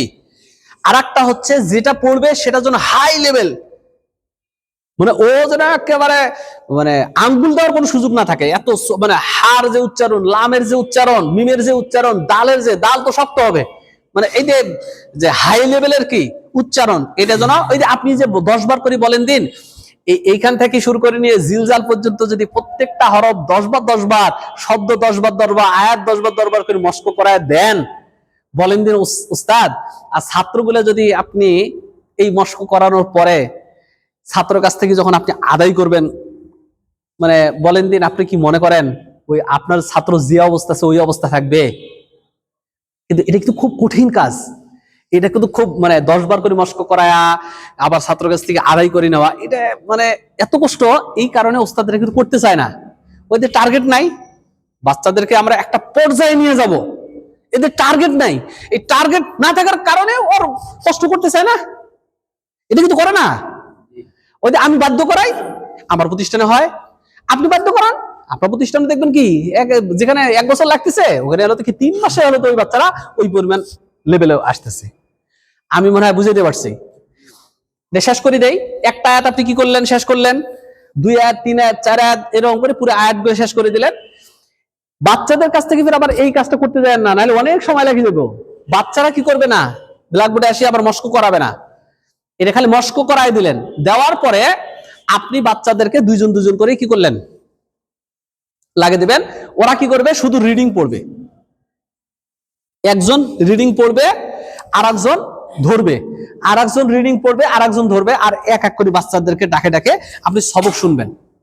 সূরা ফাতিহাটা পুরোটা সুন্দর করে রিডিং, আলহামদুলিল্লাহি রাব্বিল আলামিন আর রহমানির রহিম, সুন্দর করে আপনার সবক শোনাচ্ছে। এতগুলো যে কাহিনী করলাম সহি করার জন্য, রিডিংটা ঠিক করার জন্য। আমাদের কি হরবর করে পড়া, তাজবিদের পড়া, অমুক পড়া, তমুক পড়া আমাদের মূল উদ্দেশ্য? আমাদের মূল উদ্দেশ্য কি? বাচ্চারা যেন সহি আর রিডিং পড়তে পারে, সহি আর কায়দার ওস্তাদের কাজ হচ্ছে শব্দ শব্দ করে পড়তে মানে পারার যোগ্যতা তৈরি করে দিবে। আর আমপাড়ার ওস্তাদের কাজ হচ্ছে রিডিংটা কি করে দিবে, মানে চালু করাই দিবে, কিন্তু সুর শিখাবে না। আমপাড়া কি শিখবে না, ওস্তাদ বুঝে আসছে, কিন্তু হরফের উচ্চারণ ওই হাই লেভেল করে দিবে। আমপাড়ার ওস্তাদ, এই ওস্তাদটার তেলাওয়াতের মান হইতে হবে যা যত সুন্দর হবে, ওই ওস্তাদ ওই প্রতিষ্ঠান তত উন্নত হবে আমপাড়ার। এই কারণে আমাদের এই মক্তবের ওস্তাদ একটু যদি দুর্বল থাকে, মানে মানে সহিতে যদি একটু কমও থাকে, এই জায়গায় ওই বাচ্চাগুলো যখনই কি আসতেছে, আমপাড়ায় আসতেছে, আমপাড়াটাকে তো একেবারে টাইট করে ধরছি আমরা। এই জায়গায় দেখলেন তো কি পরিমাণ হরফের উচ্চারণ হচ্ছে। এই জায়গায় আসি মানে ফিনিশিং, মানে একটা আছে না একটার পর একটা, ওই যে বালু বলে থাকে না, ওই যে ইয়াতে দেয় না, একটার পর একটা ওই নেট না হলে পরের নেট আসি এলো তো কি আটকে যাচ্ছে, পরের নেট না হলে পরের নেট আসতেছে। মক্তবের ওস্তাদ ওই পরিচয়গুলো বেশি, তো ওরা তো পারে না, মানে ওরা তো চেনে না, বোঝে না, তো যতই চেষ্টা করুক ওরা না সহিটা না কম থাকবে। মক্তবের ওস্তাদদের না কি থাকবে, না দুর্বলতা থাকবেই। আর এটা মানি নিয়ে আপনার কি করতে হবে, সামনে আগাইতে হবে। কারণ আপনার তো আর একটা স্টেপ লাগিয়ে দিয়ে থুয়ে দিচ্ছেন কোথায়, আমপাড়ার মধ্যে। এই আমপাড়ার কাহিনী, আমপাড়ার ওস্তাদ হইতে হবে কি একবারে সহির ব্যাপারে, একবারে কি এই হরফের উচ্চারণ ও যদি পায় আলে আল, তাহলে কিন্তু হয়ে গেছে আম, তাহলে কিন্তু হয়ে গেছে ওই যে কি নাই মিমের তাওয়াসুত নাই, তাহলে শেষ। কারণ আমপাড়ার ওস্তাদ বলেন তো চিনাচ্ছে, আমি এখনো মনে হয় বুঝাইতে পারি নাই। আমপাড়ার ওস্তাদ কি এটা লাম, এটা হা, না এটা মিম, এটা কি ওস্তাদ চিনাচ্ছে? ও কাজে হচ্ছে কি করা, উচ্চারণ সহি করা আর শব্দ থেকে আয়াত শিখানো। ও মানে কি বলে আপনার ওই ওই সুর শিখাচ্ছে না, ও সুর শিখাচ্ছে না, ও পরিচয় করাচ্ছে না, ও কোনো কিছুই করাচ্ছে না, শুধুমাত্র কি করাচ্ছে সহি করাবে আর শব্দ থেকে আয়াতে নিয়ে যাবে, এতটুকু। তাহলে ওর লেভেলটা হইতে হবে কি, মানে অবশ্যই সহির লেভেলটা ভালো হইতে হবে। এইখানে ফাঁকি দেওয়ার কোনো সুযোগ নাই। আমি মনে হয় বুঝাইতে পারছি ভাই। তাহলে প্রথমে এতগুলো ছাত্র, একটা করে ছাত্র আসবে, তাজবিদের বানান এক লাইন একটা আয়াত করে পড়াবে, সাতটা আয়াত পড়াইলো। এরপরে যে উস্তাদ কি করবে, হরফ হরফ হরফ হরফ করে মস্ক করাবে। একটা শব্দ হলো, এই শব্দটা প্রত্যেকটা হরফ 10 বার করি, যখন হরফ হরফ করে শব্দ হয়ে গেল শব্দটাই আবার 10 বার। এইভাবে পুরো আয়াতটা যখন হলো পুরো আয়াতটাই কয়বার, 10 বার করে মস্ক করায় দিল। এরপরে ফের আবার ছাত্রদেরকে ফের আবার তুলি ফের মস্ক করাবেন নাকি আবার, বুঝেন না এখনো? এই জায়গায় কিন্তু ভুল করে, ট্রেনিং করেও ভুল করে। তো সময় তো কতগুলো পাবেন, শুধু দুইটা কাজ। একটা হচ্ছে ছাত্ররা কি করবে, তাজবিদের বানানটা ব্ল্যাকবোর্ডে উডি করাবে। তাজবিদের বানানটা কোথায় উডি করাবে, প্রত্যেকটা বাচ্চা আসবে একটা আয়াত করে পড়াবে। আর উস্তাদ কি করাবে, প্রত্যেকটা হরফ 10 বার, প্রত্যেকটা শব্দ 10 বার, প্রত্যেকটা আয়াত 10 বার করে শেষ পর্যন্ত পড়ায় দিল সূরাটার। দেওয়ার পরে বলল যে তোমরা দুইজন দুইজন করে কি করো, মানে রিডিং পড়ো। রিডিং হরফ হরফ নয়, শব্দ শব্দ নয়, কোনো কিচ্ছু না। কিভাবে পড়বে, রিডিং। কিভাবে রিডিং পড়বে, প্রয়োজনে 1-2 বার দেখাই দিবেন। আলহামদুলিল্লাহি রাব্বিল আলামিন, এইভাবে তুমি পড়বেন, ও ধরবে। আর তোমার যখন শেষ হয়ে যাবে ও পড়বে, এ ধরবে। আর আপনি বসলেন, একজন একজন করে ডাকলেন, আপনি পুরো সবকটা শুনলেন যে উচ্চারণটা মানে আগের চাইতে ভালো হচ্ছে কিনা। আপনার তো কাজে হচ্ছে কি করা, শব্দ থেকে আয়াতে নিয়ে যাওয়া, আর একটা হচ্ছে উচ্চারণটা কি করা, হাই লেভেল করা। এই জায়গাটাতে এই জিলজাল পর্যন্ত আসাটা খুব কষ্ট। এই কারণে আমপারাটা আমরা 3 মাস দিছি এবং অনেক কষ্ট। আমার তো মনে হয় যে আমপারার ওস্তাদের বেতন সবচেয়ে বেশি দেওয়া দরকার, এত কষ্ট। কিন্তু খুবই হলো তো কি, এখানে ফাঁকি দেয়, প্রচুর পরিমাণ ফাঁকি দেয়, এরা প্রচুর পরিমাণ ফাঁকি দেয়। মানে এইখানে ফাঁকি দিব তা পুরো নাজরা হলো তো কি, ওই ওস্তাদ ওই ছাত্র মানে কষ্ট হয়ে যায়। আর এইখানে আমরা ফের আবার কি করাই, বাধ্য করাই। কারণ এক তো আমরা জানি, আমরা ট্রেনিং করাইছি, আবার কি আমরা তো মনিটরিং করতেছি কোন জায়গায় কোন সময় আমাদের মানে গুরুত্ব দিয়ে কি করাইতে হবে, মানে আদায় করে নিতে হবে, কোন সময় ছাড়ি দিতে হবে, এটা তো আমাদের জানা আছে। এই 2-3টা কিন্তু কি করতে হবে, খেয়াল করতে হবে। তাহলে এইভাবে সূরা ফাতিহা গেল, এরপরে আসবে কোন সূরা, নাস, তারপরে তারপরে এইভাবে কোন পর্যন্ত আসবে ভাই, জিলজাল পর্যন্ত। প্রথম স্টেপ শেষ, জিলজাল পর্যন্ত কষ্ট করে আসলেন। আসার পরে আপনার বাচ্চার একটা জিনিস কমে যাবে, দুইটা জিনিস কমে যাবে। টোটাল এখানে এই ওস্তাদ মস্ক করাইছিল কি 3টে, আর ছাত্র একটা, কয়টা হলো 4টে না, 4টের মধ্যে 2টা বন্ধ হয়ে যাবে। তাজবিদের বানান নামে যে ছাত্ররা উডি উডি মস্ক করাইতো, এটা কি হয়ে যাবে, বন্ধ হয়ে যাবে। আর আরেকটা হচ্ছে হরফ হরফ হরফ হরফ করে মস্ক যে করাইতো, ওইটা বন্ধ হয়ে যাবে। তাহলে থাকলো কয়টা? জিলজালের পরে কি? বাইয়ানাত। বাইয়ানাতের প্রথম থেকে শব্দ শব্দ শব্দ, প্রত্যেকটা শব্দ 10 বার, প্রত্যেকটা আয়াত 10 বার। উস্তাদ খালি কি করবে এবার কায়দা, মানে আমপাড়ার মধ্যেই, ইয়াতে না, আর ব্ল্যাকবোর্ডে, এইখানে আর ব্ল্যাকবোর্ড নাই। জিলজালের পরে আর কি হবে না, আজীবন ওদের জন্য ব্ল্যাকবোর্ড বন্ধ, শেষ। জিলজাল পর্যন্ত ওদের ব্ল্যাকবোর্ড আসলে জিলজাল পর্যন্ত না হলেও হয়। আমরা সূরা নাস পর্যন্ত পড়াই, এরপরে হুমাসা থেকেই আমরা মানে পাকা হয়ে যাবো একেবারে, এত পাকা হয়। এই কারণেই তো খুসুসি, মানে কেন অল্প সময়ের মধ্যে খুসুসি ভালো একটা ইয়ে করছে। যেই প্রতিষ্ঠানগুলা কেন, এই যে কি নাম, রাহমানিয়া, মানে মানে রাহমানিয়া না কি না, দারুল হাদিস, কেন আপনার দেখেন অন্য গ্রুপ গুলা কি করছে জানি না, কিন্তু এখানকার ব্যাপারে আপনি আপনার অভিভাবকদেরকে 100 টাকা জিজ্ঞেস করেন যে মক্তব নাজারাটা কিরকম, ভালো। এটা কেন বলে, কেন? এই একটা কারণ, আমরা কোন জায়গায় পড়িয়েছি জানেন?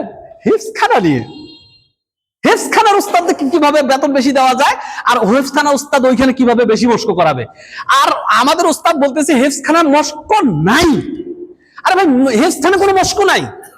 এই জিনিসটা যদি আমি এখন বলি, বলেন দিনাজপুর ওয়ালারা আবার পিড়াইবো না? এই কথাটা যদি খালি দিনাজপুরে অন্তত বলি, তা আমার পিড়াইবো না? সারা জীবন আমরা শুনলাম মস্ক হচ্ছে হিফজখানা উস্তাদরা করায়, আর আপনি বলতেছেন মস্ক করাবে মক্তব নাজার উস্তাদেরা। একটা ঘোর বিরোধী, মানে ইয়া না, থিম না? আরে ভাই, আপনি তো মস্ক যা কিছু সব তো নাজারার উস্তাদরা করি, হেফজখানা পাঠাবে, হেফজখানা খালি মুখস্থ করবে আর কেতাবখানা চলে যাবে, বা মানে অন্য লেভেলে চলে যাবে। অথচ আমরা মস্কটা শুরুই করি কখন? হেফজখানা গিয়ে শুরুই করি। আমি মনে হয় বুঝাইতে এখনো পারছি কিনা। তাহলে আমাদের চিন্তাধারা কত পরিবর্তন এইখান থেকে, যতক্ষণ পর্যন্ত আপনি বের হয়ে আসতে পারেন না। হ্যাঁ, ঢাকা কিন্তু অলরেডি এগুলা কিন্তু 2015 পরের থেকে চেঞ্জ। ওই যে প্রথমে বললাম, আমরা পাবো কখন? যা কিছু নতুন আসবে, যেটাই আসবে ওটা আমরা কত সালে পাই? 5 বছর পরে আমরা, মানে উত্তরবঙ্গেরা পাই। গোটা বাংলাদেশ পরিবর্তন হয়ে গেছে, যেটা ওটা আজকে আপনি পাচ্ছেন, জানবেন 5 বছর আগেই ওটা কি হয়ে গেছে, ঢাকায় চালু হয়েছে। অথচ আমরা, মানে আমি যদি কিছু তথ্য দেই আপনারা আবার পিড়াইবেন এখনই।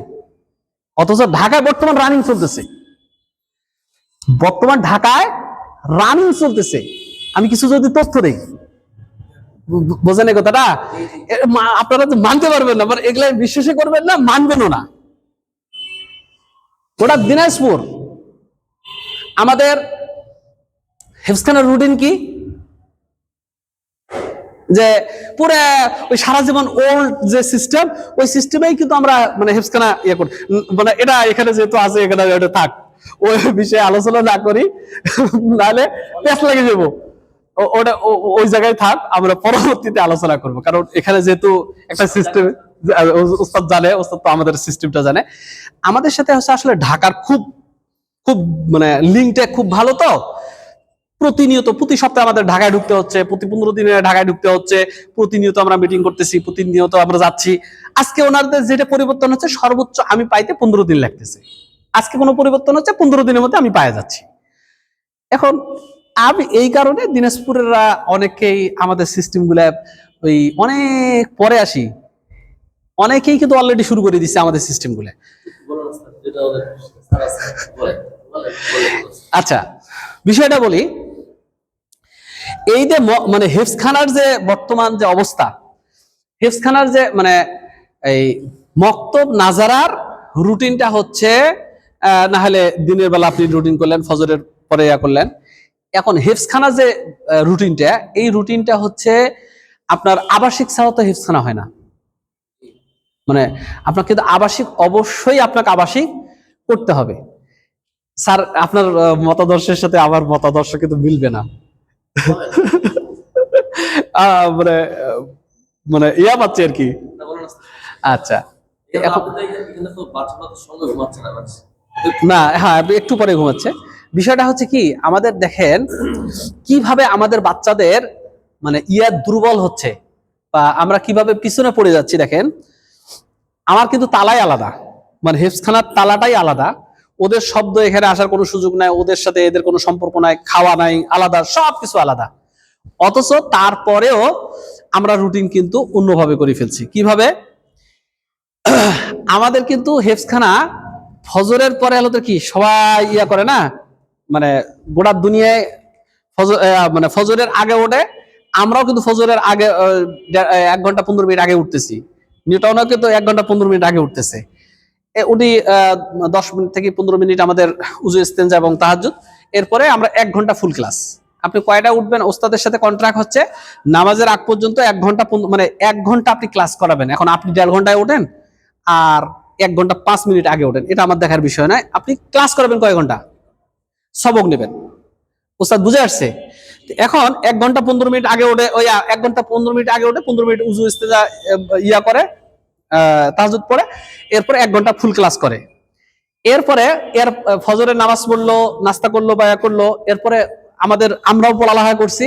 এরপরে ছাদ সবক শুরু হয় 9টা বা 9:30 পর্যন্ত আমাদের ক্লাস চলে। 9:15 পরে আমরা ঘুমায় যাই, 12টা বা 11:30টায় উঠি, গোসল টোসল করি, 12টায় ক্লাসে বসি। পুরো সিস্টেম না এটা? আপনার এখানেও তো মনে হয় এটাই চলতেছে। এখন দেখেন ক্ষতিগুলো কিভাবে হচ্ছে। এটা কিন্তু আমরা যখন পড়ছি 2000 কি বলে 5, 6, 7, 8, 9 যখন পড়ছি তখনকার ব্যাপারটা। কারণ আমি যখন পড়ছি তখন মোবাইলটাই ছিল না। আমি মনে হয় 4 না কততে যেন আমাদের মোবাইল আসছিল, বাসায় একটু মোবাইল করতাম।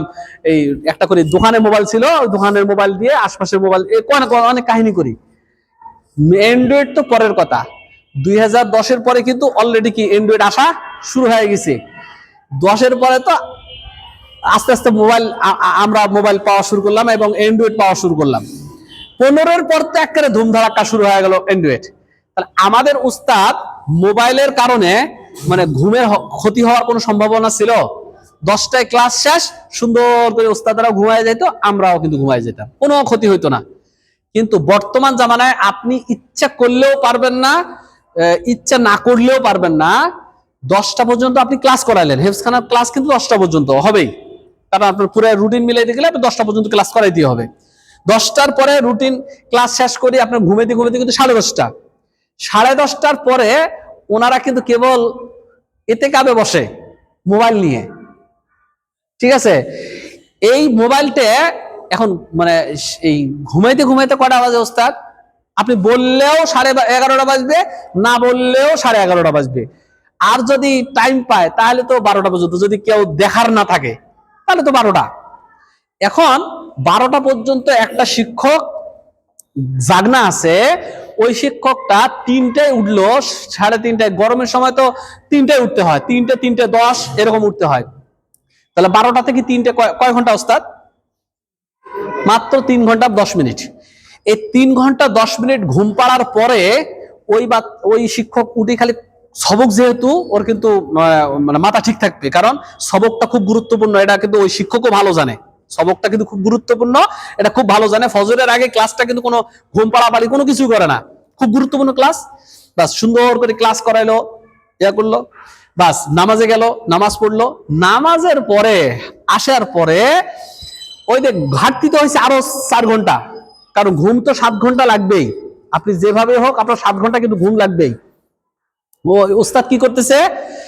ফজরের নামাজের পরে এবার ওস্তাদ ওই যে ঘুম যেটা ঘাটতি আছে, অন্ধকার না, ফজরের পর তো একটু একটু মানে রোদ উঠে নেই এখনো, অন্ধকার, ঘুম তো প্রচন্ড পরিমাণ চোখে, বাস। আর সারাদিন ক্লাস করাইছে গতকাল, তো ওর তো একটা ক্লান্তি আছে, বাস এত পরিমাণ ঘুম, চোখ টানি আসতেছে, বাস ইচ্ছে তরে ঘুমাচ্ছে, টুকতেছে আর কি মুরগির মতো। এখন এইদিকে কি ছাত্ররা দেখতেছে, কারণ ক্লাসটা দুর্বল ক্লাস, মানে স্বাচ্ছন্দ্য তো মানে সবকের সাথে একটু মানে নর্মাল ক্লাস না। এখন ইচ্ছা তরে করতেছে, দুইজন করে সবক শুনছে, এই পৃষ্ঠা বাদ দিয়ে ওই পৃষ্ঠা পড়ে, ওই পৃষ্ঠা বাদ দিয়ে ওই পৃষ্ঠা পড়ে, মানে যখন হুজুর দেখে জাগনা পাইছে বা যেই পৃষ্ঠাটা সহজ আছে ওই পৃষ্ঠা পড়া শুরু করে দিছে, ওস্তাদ তলে তো ইচ্ছা তরে মানে টুকতেছে মাঝে মাঝে, ঠিক আছে? এরপরে ওই পাশে এই 7 সবক শুনি যখন যা বসতেছে, ও খালি খেয়াল করতেছে, ভাই শুনেন আমরা কেন এগুলা পারি? ভাই ওই মানে সবকগুলো ওই ক্লাসগুলো তো আমরাও পার করে আসছি, মানে এগুলো জেনারেল যারা আছে এরা কিন্তু বুঝবে না, ওই ক্লাসগুলো তো আমরা কি করে আসছি, মানে পার করে আসছি। এখন আমরাও যা দেখতেছি হুজুরের পাশে মানে কিন্তু হ্যাঁ হুজুরও কি ওইদিকে ঢুকতেছে, ছাত্রও কিন্তু কি প্রচুর পরিমাণ ঝুঁকতেছে, কিন্তু অরিজিনাল খুব পারতেছে। ঠিক আছে, এখন ওর পড়ার কথা ছিল 7 সবক শেষ করে গিয়ে কিন্তু কি মানে আমুকটা পড়ার কথা ছিল, ওই কিন্তু আমুকটা পড়তেছে না, কারণ ওই যে মানে রোদ এখনো ওঠে নাই, ওই রোদের সাথে কিন্তু ঘুমের একটা সম্পর্ক আছে, মানে রোদ যত উঠবে ঘুম কিন্তু আপনার ছুটি যাবে, কিন্তু রোদ তো ওঠে নেই এখনো। বাস ও হলো তো কি ঝুঁকতেছে, আমুকটা কিন্তু পড়তেছে না ও।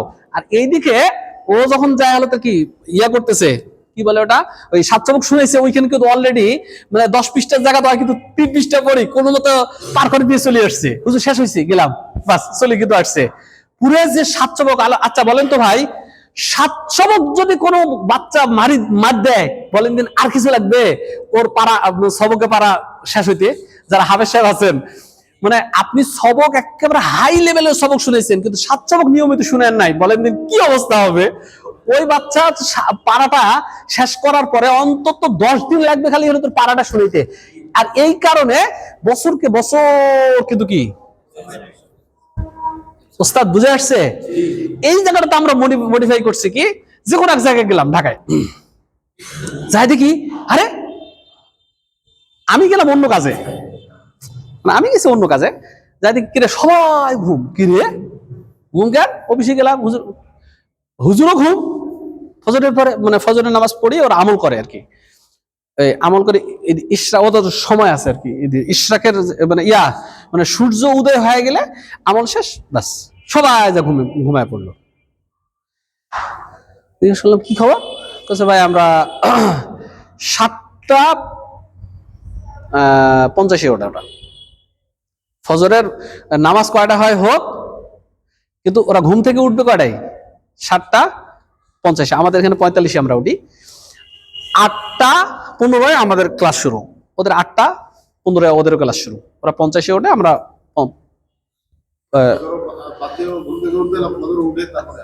ফজরের পরে, ফজরে যখন হলো তো কি আগে গোটা বাংলাদেশ যা আমাদেরও তা ওই সবক, ওটা কিন্তু সমস্যা হবে না, ওটা সমস্যা না হওয়ার কারণ কি করলেন দিন, ওটা সবক যে ও ওই শিক্ষকও ভালো জানে যে সবক মার দিলে তো অবস্থা খারাপ, এই জন্য খুব গুরুত্ব দিয়ে হলো তো কি ঘুম যতই হোক ঘুম তখন চোখে আসে না, কারণ সবকটা সবার মাথায় আসলে তো মাইন্ড মানে ব্রেন তো আসলে এগুলা কাজ করায়, আপনার ব্রেন ধরে নিচ্ছে যে হলো তো 7 সবক তো মানে মানে সমস্যা না, ব্রেন দেখেন, অথচ ফজরের আগে আপনি উঠে হলো তো ক্লাস করাচ্ছেন, কোনো ঘুম নাই। উস্তাদ বুঝে আসছে? এরপরে 9টা বাজে গেল, খাওয়া দাওয়া শেষ, এবার সবাই ঘুমিয়ে গেছে না, ছাত্ররা ঘুমাই গেছে না, এবার তো সবাইকে নিয়ে যা ঘুমাই দিলেন, ঘুমানোর পর থেকে শুরু করে নিয়ে 12টা পর্যন্ত এরা কি করে জানেন, শিক্ষক খেতা মুড়ে দিয়ে আবার অত মোটামুটি একটা ঘুম হয়ে গেছে, 2 ঘন্টা ঘুমাইছে না, ফজরের পর তো 2 ঘন্টা ঘুমাইছে, অত ক্লাস করে না, অত কি করছে ঘুমাইছে, আর এইদিকে রোদ উঠে গেছে না, ছাত্ররা কি করে, যদি শিক্ষক ঘুমায়া যায় ছাত্ররা বাস এবার দোকান খোলে, জানেন দোকান কোথায় ভাই, আমরাও তো করছি, না করি তো আর আসি নেই, বাস দোকান খোলে, বাস বিস্কুট বিক্রি করে, ঠিক আছে, নিজে নিজে বিস্কুট বের করে, বিস্কুট বের করে খায়, ওই ওরাও তো ঝিমাইছে, হজরের পরে শিক্ষকও ঝিমাইছে, ছাত্রও তো ঝিমাইছে, বাস ট্রাঙ্ক খুলে বাস বিস্কুট খাওয়া শুরু, মুড়ি খাওয়া শুরু, পার্টি করা শুরু, এই দোস্ত তোর বিস্কুট নেই আমার মুড়ি নেই, দুজনে খাই, বাস পার্টি করা শুরু। শিক্ষক তো নাক ডাকে ঘুমাচ্ছে, যদি ঘুমায় যায়, আর যদি শিক্ষক না ঘুমায় তাহলে ছাত্ররা হলো কি ওরে হলো কি গুতি করে, মানে ওর কারো তো ঘুম নাই, কারণ ঘুম তো যা পারার কখন পারি নিছে ওরা, ফজরের পরে যখন ওরা তো ঘুম পাড়ি নিছে, রোদ উঠছে তো আর ঘুম ধরবে না তো। এখন শিক্ষক এই দিকে কি করে, খাতা মোড়া দিয়ে বাস মোবাইল আবার চালা শুরু। বর্তমান আমি মনে হয় অবাস্তব কিছু কথা বলতেছি, এর থেকে বাঁচার বুদ্ধি কি, ওই বাঁচার একটাই বুদ্ধি যে বাবা তুমি ফজরের আগে ঠিক মতো উঠে সবক নাও, ফজরের নামাজ পড়ো, ফজরের পরে আমল করো, যখন এলো তো কি সূর্য উঠে গেল, বাবা তোমার ছাত্রক নিয়ে তুমিও ঘুমাও, তোমার ছাত্রও ঘুমা, কোনো কথা একটা ছাত্রকে বলতে হয় না, একটা ছাত্রকে বলতে হয় না যে বাবা তুই ঘুমে, কথাটা বলতে হয় না, ও তো ফজরের নামাজ পড়তেছে, ছোট ছোট যেগুলো আছে ওটা এমনিতে ঘুমাচ্ছে, খালি খালি যাও যাও যাও যাও ঘুমা ঘুমা, এই খালি বলতে দেরি আর ঘুমাইতে দেরি নেই। 7:15 মানে 45-এ উঠলো। এবার বলেন যে শিক্ষকের চোখে ঘুম আছে, ছাত্র চোখে ঘুম আছে? শিক্ষক ছাত্র কারো চোখে ঘুম নাই, ধুম ধাড়াক্কা ক্লাস। আর কি বলে আমাদের 9:45-এর মধ্যে আমাদের কি সব ছাত্রবক শেষ। কিছু ছাত্রবক আমরা ওই যে মানে কি বলে এই ঈশার পরে আমরা শুনি নেই, ভালো ভালো ছাত্রগুলোর আগেই শুনি নেই। তো এখন এই যে দেখেন 10টা পর্যন্ত আপনি ছাত্রবক শুনলেন, 10টার পরে আপনার কি আমক্তা পড়া শুরু। 10টা থেকে 11টার মধ্যে আমক্তা ইয়াদ করলো, কি বলে মস্কে ছুটি দিল, মস্ক কি বলে 10:30 11:30টার মধ্যেই আমক্তা শুনে শুরু, 1টার মধ্যে আমক্তা শুনে শেষ, কিছু বাকি থাকলে জহরের পরে আমক্তা। আমি মনে হয় বুঝাইতে পারছি।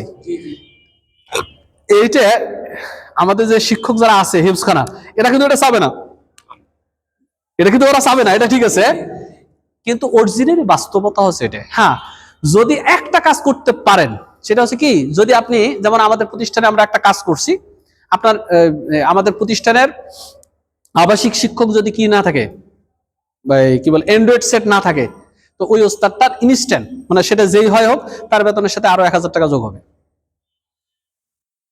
অ্যান্ড্রয়েড সেট হতে কি আপনি যেদিনে কিনবেন আমরা বাধা দেবো না, কারণ ওটা বাংলাদেশের আইনে তো আমি কি করতে পারবো না, মানে আমি সে তো 12 বছরের উপরে, তাকে তো আমি কি বাংলাদেশের সুযোগ সুবিধা অনুযায়ী তাকে আমি বাধা দিতে পারবো না। কিন্তু যতদিন পর্যন্ত সে কি করবে মানে, কারণ সে যদি খালি ঘুমায়, এই ঘুমটা আমার জন্য লাভ। মানে 10টার পরে হয়তো মোবাইল করার মোবাইল